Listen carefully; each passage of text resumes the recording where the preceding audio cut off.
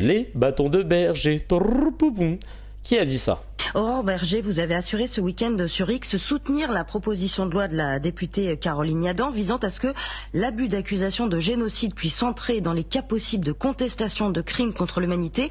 Concrètement, à quoi ça servirait cette loi? On a depuis le 7 octobre 2023, c'est-à-dire depuis les attaques terroristes perpétrées à l'encontre d'Israël par le Hamas, une explosion de l'antisémitisme. Ça veut dire que quiconque dirait que Israël commet un génocide à Gaza pour être victime de on voit bien aujourd'hui que l'antisémitisme, il a changé de visage.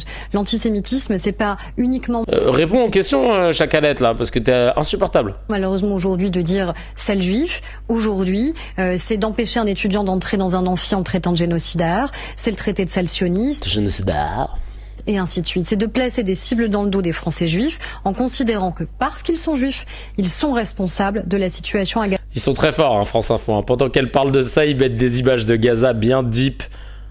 Et avec ce retournement historique...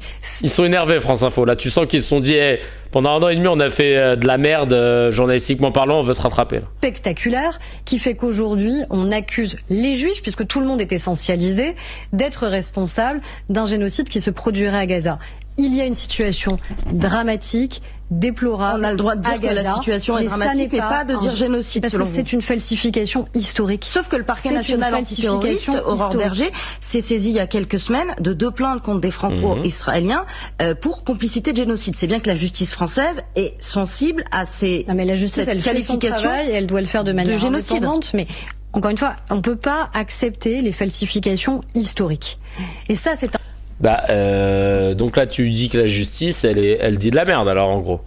Dis-nous Aurore là. Un problème. De la même manière qu'on peut pas accepter que la croyance remplace la science, vous voyez. À un moment, il y a des choses qui devraient être intangibles.